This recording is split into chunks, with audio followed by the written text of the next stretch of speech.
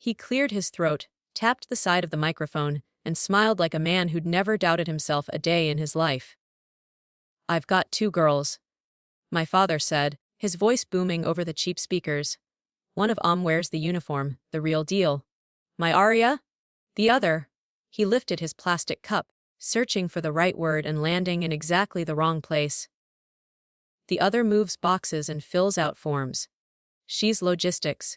A couple of people chuckled. Most just shifted in their seats and stared at the floor.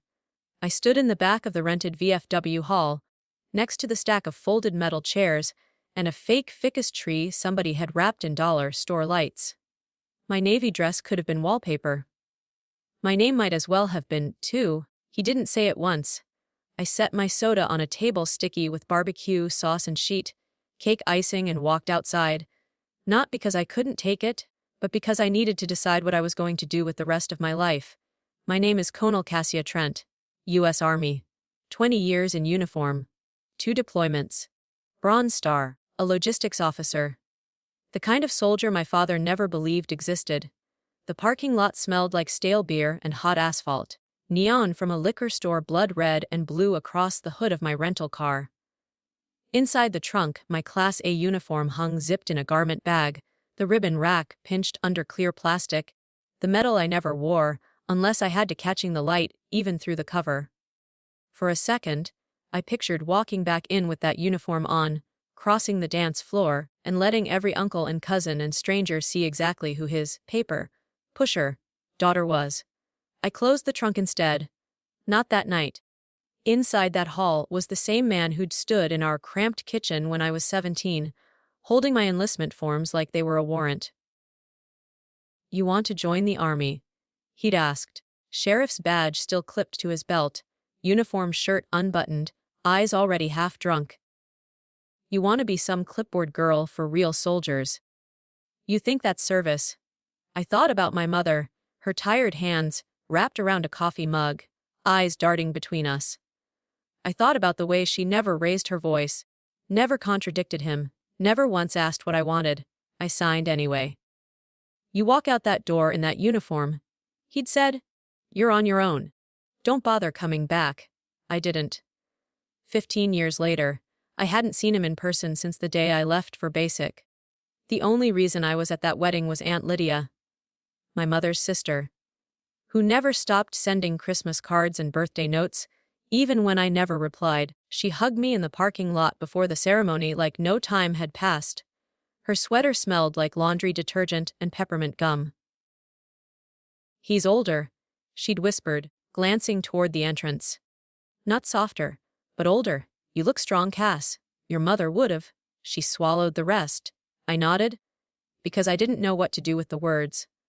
Would have been proud. Pride was a language we never spoke in our house. We specialized in silence and slammed doors. Years before the wedding, back when I was a major buried in a Pentagon office that looked like every other Pentagon office. Gray walls, gray carpet, gray coffee. I got a letter, an actual letter. Ink. Postage stamp. Arizona return address I recognized before I saw his name. "Cassia, if you still remember you had a father, I need a favor. I've got another daughter now. Her name's Arya. She wants to go to West Point. Needs an endorsement, somebody who can grease the wheels. You've got rank. Connections. You know how this works. I wasn't there for you. I get that now. I'm trying to do right by her. Help me not screw this one up. Harold." I read it twice. No apology. No, "How are you?" Just a request. Wrapped in nostalgia he hadn't earned. I didn't cry. I didn't tear it up. I folded it, slid it into the back of my top drawer, and pulled up the U.S. Military Academy admissions portal. Her file popped up, Moiled Rah, the last name from his second marriage, the eyes from his first, solid grades, good leadership evaluations, physical fitness borderline. There it was. 2-mile run time, just over the standard. Not a disaster, not a disqualifier, but enough to raise a question if someone wanted to. I could have let the system do what it does. Chew her up. Spit her out, never know her name. I didn't. I wrote a recommendation that wasn't a lie but wasn't neutral either. Candidate demonstrates resilience, adapts quickly, and will thrive in a structured, high-demand environment. Strong leadership potential. I didn't mention I'd never met her. I didn't mention the father we shared. I didn't mention the letter in my drawer. West Point said yes. I signed the email and closed the file. Just once, I told myself. Just this one thing. Then I went back to tracking fuel convoys and ammunition throughput for a war most people had already stopped paying attention to. The wedding was the first time I saw her in person. She floated through the crowd in white lace and nervous energy, laughing with friends, hugging our father, like she'd always had the version of him I'd begged for and never received. Lieutenant Mayfield, one of her academy friends, called her, loud enough for the whole hall to hear. Soon to be, anyway. Logistics branch. Right? Branch detail infantry. She corrected with a grin. They've got me starting with supply, but I'm not staying behind a desk my whole career. Dad says real service is boots in the mud. Then my fingers tightened around my drink. Real service. Behind her, Harold, my father, raised his plastic cup and clinked it against hers like they were teammates. Got myself a warrior, he said, finally. I left before the DJ announced the father-daughter dance. Monday morning, I was back at Fort Eisen. Another year. Another crop of fresh second lieutenants assigned to my brigade. Transportation and sustainment, the people who keep the lights on and the guns fed while other units get their pictures taken. My aide dropped the roster on my desk. New platoon leaders, ma'am, couple of West Pointers, some ROTC, one prior enlisted. You'll want to see this one. He tapped a name halfway down the list and walked out. I scanned the sheet.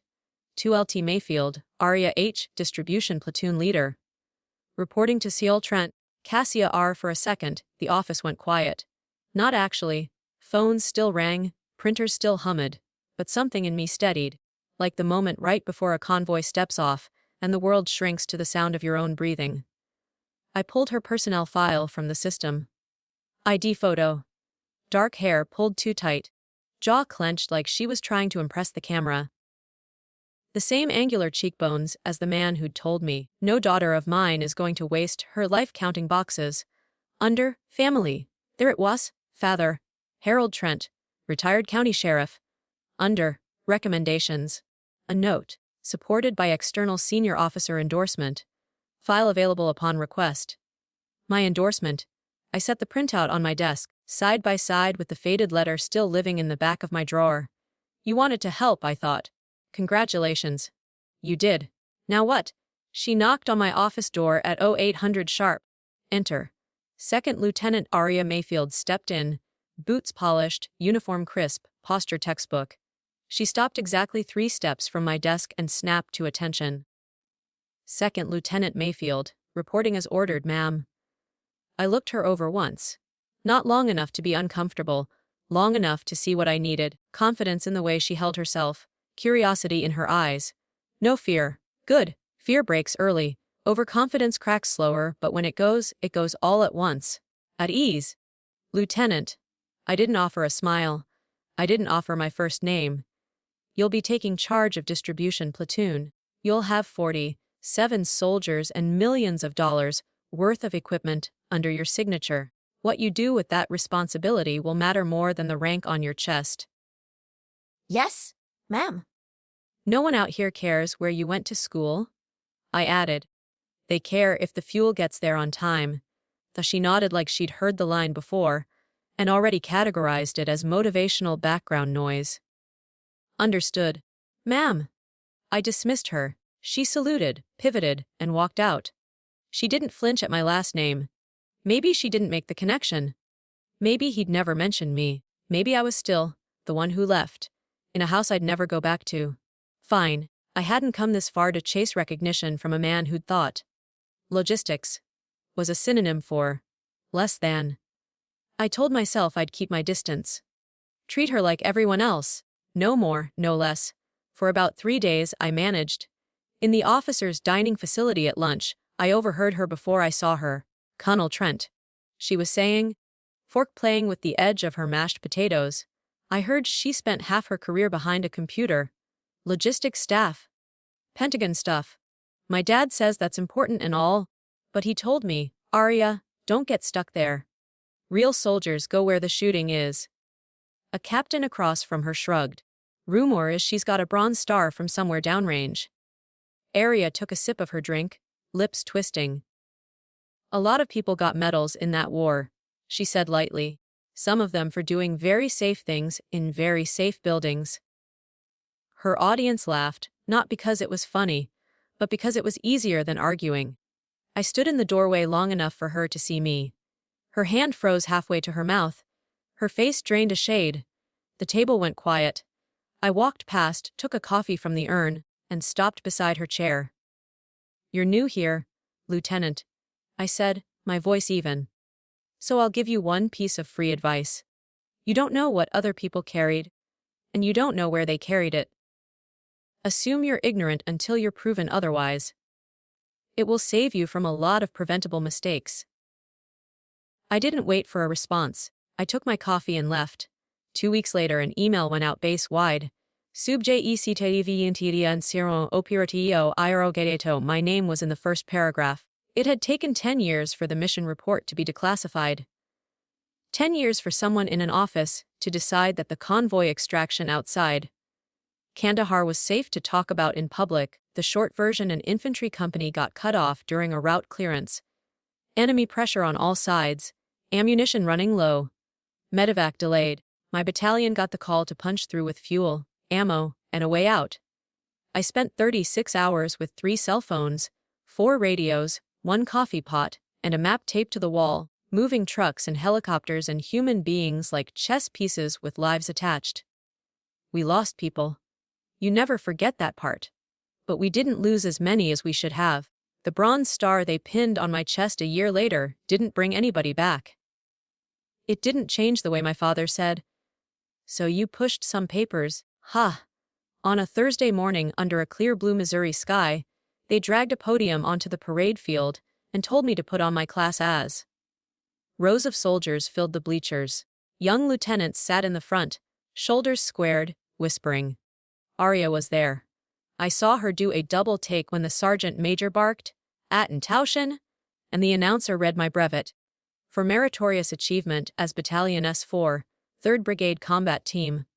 The big screen behind the podium flickered to life with a grainy photo of me 10 years younger, headset on, hand hovering over a radio, the sheen of dust on my face, and the look of someone who hasn't slept but can't afford to stop. Her eyes widened just enough for me to notice. The general spoke, the brigade commander spoke. Finally, they handed me the microphone. I hate speeches. Always have. Logistics teaches you to make your point, make the plan, move on. "I'm not going to talk long," I said, scanning the crowd. "Most of you have somewhere you'd rather be, and I've got a motor pool that's never going to inspect itself." A ripple of laughter. "Good. Breathing. I'll say this. In this business, nobody eats, nobody shoots, nobody goes home without a whole lot of people you'll never meet doing work you'll never see. That's logistics. You only notice it when it fails." I let that hang. If you're one of those invisible people, take pride in it. If you're not, think twice before you call someone just anything. I stepped back. Saluted. That was it. As the formation broke, I saw her in the front row, staring like she'd just watched a stranger put on her father's face and speak a different language. An hour later, my phone buzzed. Unknown number. Arizona area code. I let it ring twice before I answered. Colonel Trent. Silence. Then, "Cassia." His voice sounded older, rougher around the edges, some of the swagger sanded down, not gone. "You watched the live stream," I said. It wasn't a question. "They had it on down at the rec center," he replied. "Whole room full of people. Watching, clapping.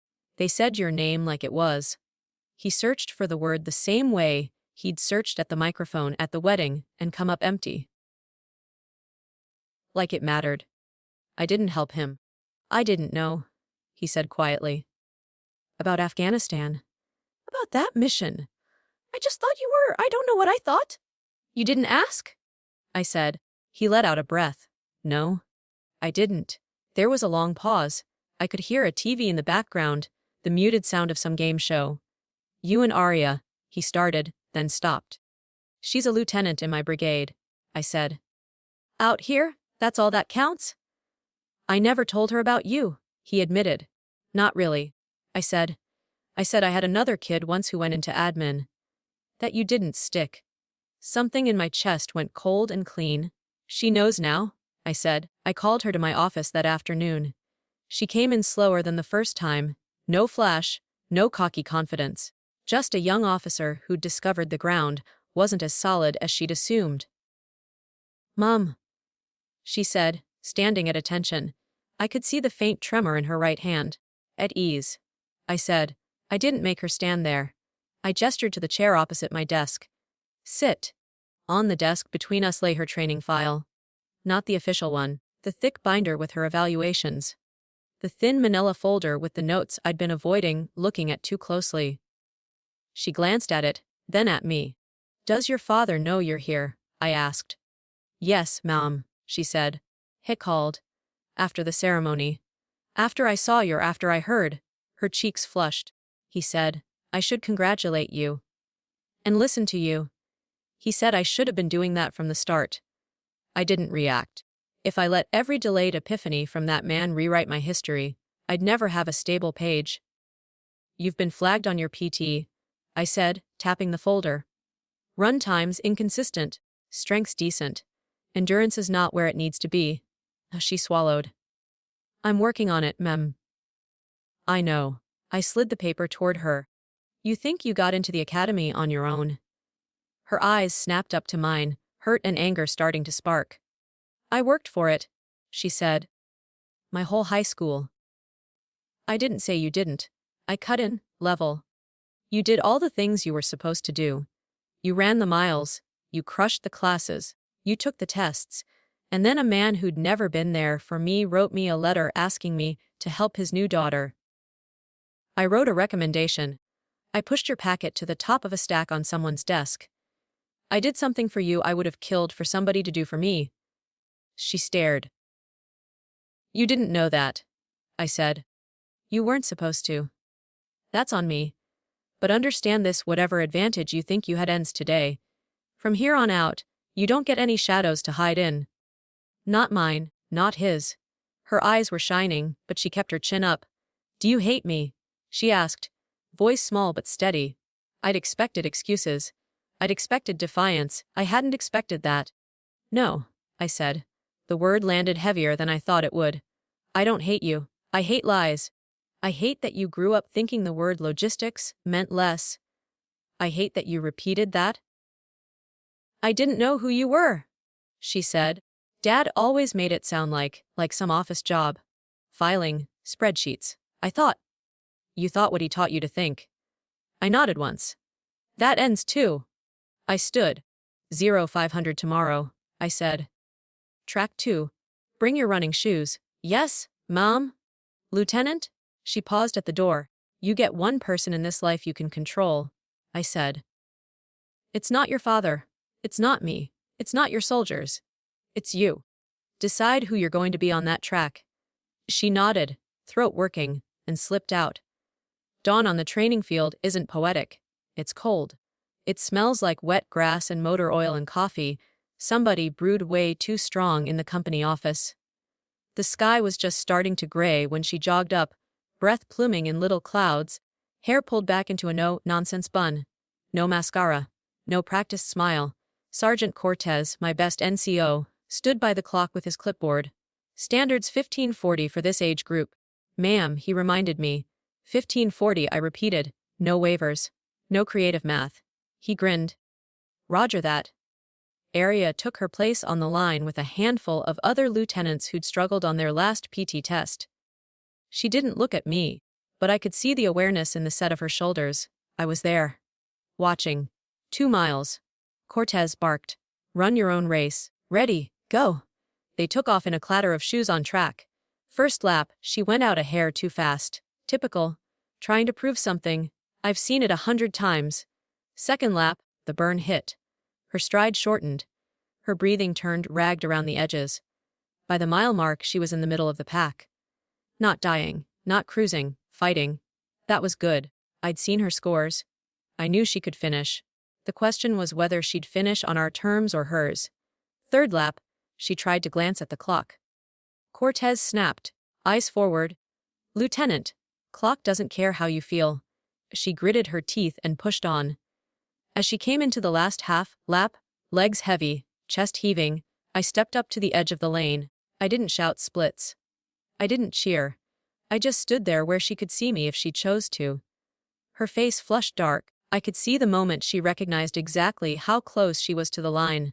Failure was right there, pacing her, matching her stride. She picked up. It wasn't pretty. Her form broke, arms too wide, shoulders lifting, but her speed increased. Step by step, she reeled herself forward. Cortez checked his watch, then the board. 15:38. He called as she crossed. 2 seconds over. She stumbled to the infield, hands on her knees, lungs dragging in air like the world had collapsed to oxygen and fire. Over, she wheezed. I missed it. Cortez looked at me. I shook my head. The clock doesn't take pity. I said loud enough for her to hear. Neither do bullets. You don't negotiate with standards. You meet them. Her shoulders trembled. For a second, I thought she might cry. Instead, she straightened. Again, she said. Cortez blinked. I raised an eyebrow. You want another shot, Lieutenant? No guarantee it'll go better. No sympathy if it goes worse. Yes, ma'am, she said. Please. Again. I nodded once. Cortez reset the watch. 10 minutes, I said. Walk it off. Hydrate. Then we'll see what you've got when it hurts and you know it. 10 minutes later, she lined up again. No one else with her this time. Just her, the track, and the cold. Go? Cortez snapped. She didn't go out hot. She ran like someone who'd learned exactly how long 2 miles could be when pride was on the line. Smooth. Controlled. Every lap, a fraction faster than the one before. Cortez called her splits. She didn't look at the clock once. When she hit the final straight, there was nothing left in her stride except stubbornness. That's worth more to me than raw talent, any day of the week. 15:30. 2. Cortez shouted as she crossed. Within standard. She collapsed onto the grass, every muscle screaming mutiny. I didn't rush over. I gave her space. When she finally pushed herself up to sitting, still gasping, I stepped into her line of sight. That's the only time that counts, I said.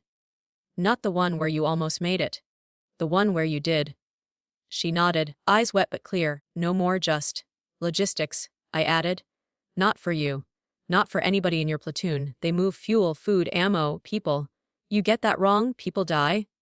You get it right, someone else makes it home. You understand that, you'll be a better officer than half the heroes in the movies your dad loves. Yes, Mom? She said.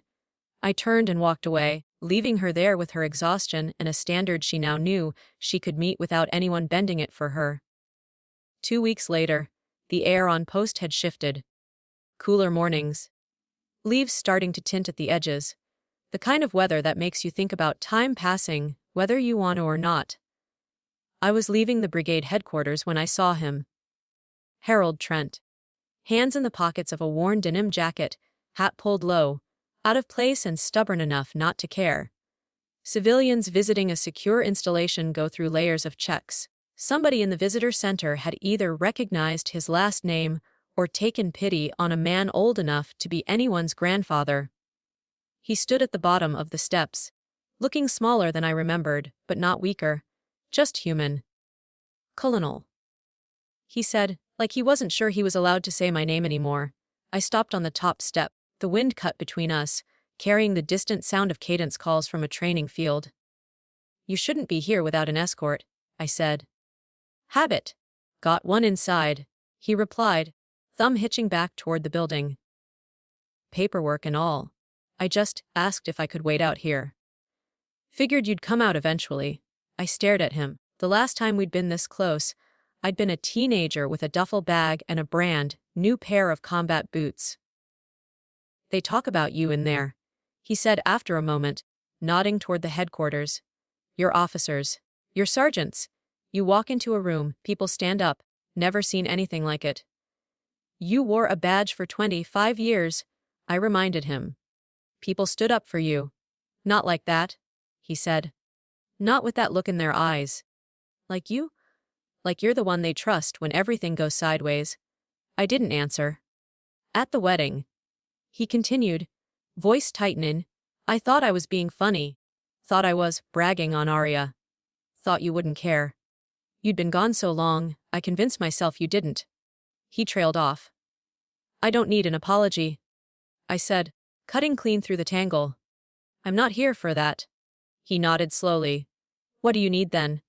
I need you to stop lying about who I am, I said. To yourself. To her. To anyone who asks. You don't have to like me. You don't have to understand what I do. But you don't get to call it just logistics anymore, not after walking onto this post and seeing what it takes to keep it running. He swallowed hard, Adam's apple bobbing. I can do that, he said quietly. We stood there, the distance between us measured in everything we'd never said. I turned to go. Halfway down the steps, something made me look back. He was standing straighter than I'd seen him in years, heels together, shoulders back. Then he raised his right hand. It wasn't a wave, it wasn't a casual gesture, it was a salute. Slow, deliberate, regulation perfect. Not to his little girl in a borrowed dress. To Colonel Cassia Trent, commanding officer. I returned it? That was all. It wasn't forgiveness. It wasn't a lifetime of hurt undone in a neat cinematic bow. It was an acknowledgement. Sometimes that's all you get. Sometimes it's enough. A month later, I stood at the edge of a training lane, coffee cooling in my hand as distribution platoon ran convoy drills. Trucks rolled through the mud, engines growling. Soldiers shouted to each other over the noise, directing, signaling, adjusting. No one's first name existed out there. Only ranks and responsibilities. Platoon, halt. Arya's voice cut across the chaos, firm and unhesitating. She stepped out from behind the lead truck, helmet slightly askew, reflective belt slung over her vest. Check your intervals.